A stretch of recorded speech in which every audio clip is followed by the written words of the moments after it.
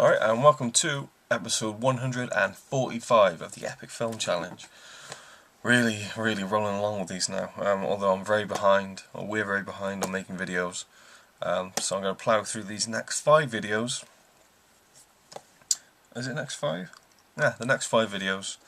And it is, of course, the Superman anthology from 1978 to 2006.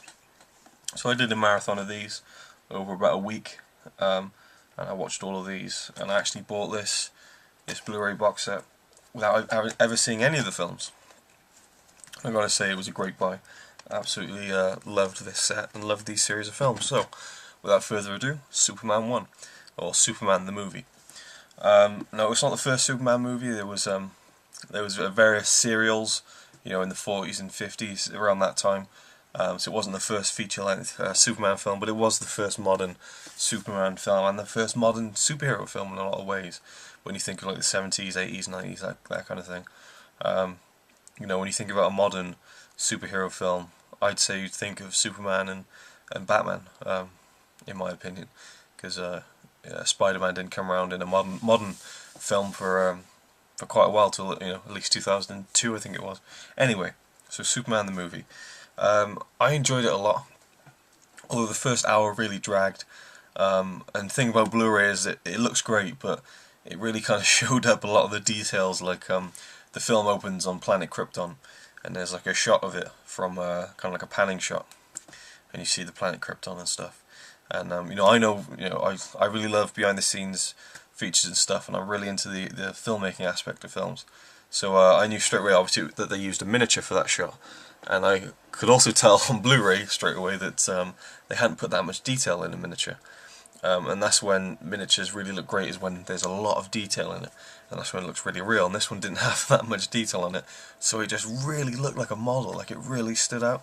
And I even tried, and I'm not kidding, I actually tried squinting my eyes just so you kind of get caught up and taken away with it. But that annoyed me a little. But, that was the only one shot where I really kind of thought, oh, this probably wasn't, really does show up on Blu-ray. Anyway, so we have Marlon Brando playing Superman's father, Jor-El, which was interesting to say the least. I mean, I've only ever seen I was going to say Blando then.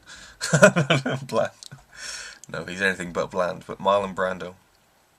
I've only ever seen him in The Godfather, shoot me now, but that's the only time I've ever really seen him in a film. So it was definitely interesting seeing him in this one. And you see Superman as he goes to Earth, and the whole story behind planet Krypton being destroyed, and you see Clark Kent, or not Clark, yeah, Clark Kent, yeah, he's named Clark Kent. He's taken in by a family in Smallville, and I was never actually sure if Smallville was actually in the Superman films. I mean, again, all I really know about Superman is that Christopher Reeve was Superman. I knew the TV series, was it the New Adventures of Lois and Clark? And Smallville, which is the kind of Superman thing I'd seen the most of.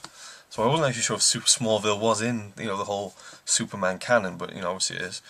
I'm a complete noob to the whole thing, but I enjoyed that. There was a shot with the young Clark Kent kind of running along with the train, and it was just so bad. I kind of enjoyed the kind of the nostalgic kind of, well, it's not nostalgic for me, but kind of like the old look of special effects and stuff. I do enjoy it, but it just looked like they were carrying him on a wire, and he was doing this very robotic kind of run, and they sped it up. It goes into him going to Metropolis and becoming a reporter, but it takes a long time to get there. It's a good 45 minutes to an hour before we actually see Christopher Reeve, and that's who I was really dying to see, because I love Christopher Reeve. The most I've actually seen of him is his things that he's done, in real life beyond Superman, after he had the accident where he was paralysed and stuff, and all the work he did for research and stuff, and charities and stuff. And I had so much respect for him. I watched quite a few documentaries on him when I was younger, around the time of his death as well. So I was really looking forward to seeing him, and it just took a while to get there. But once it did, I enjoyed it so much. He plays Clark Kent brilliantly, just this bumbling idiot. I mean, I got no real knowledge of these films. I've seen bits of them when I was growing up, but I never had really any knowledge of him. And he plays Clark Kent so brilliantly. It's hilarious. He's just the perfect bumbling fool, and the look and everything with the big glasses, and he's fantastic. And then when he's Superman as well, he's perfect. He's perfect as Superman, you know, and he just pulls it off so well. And he's such a, like a nice character. It's just makes you smile just watching it, for me anyway. And you know, we had Lois Lane and stuff, and there was a scene where him and Lois Lane were kind of flying through the air and stuff, and it went on for like about 10 minutes. It dragged on a bit, but it was nice. It's just a nice film. Gene Hackman as Lex Luthor, a lot more comical than I actually thought it would be. But I love Gene Hackman in it. He was brilliant. And overall, Superman, it felt like at the end, there was a lot of cool stuff happening in the end actually, but it kind of felt like it was half a movie, even though it was really long, you know, over 2 hours. But it felt like it wasn't like a satisfying end. And then I looked up on Wikipedia, as I always do, and I found out they actually filmed Superman and Superman 2 at the same time. So Superman and Superman 2 are kind of like, you know, a one kind of big story, you know. So that explains why I kind of felt like that, and I thought, oh, that's okay, that's cool. But yeah, I really enjoyed Superman the movie.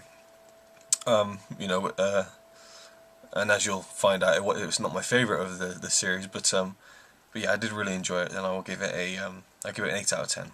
So yeah, make sure you check out the next episode. I'm just going to be sitting here now for probably the next half hour, going through all these films. So yeah, thanks for watching.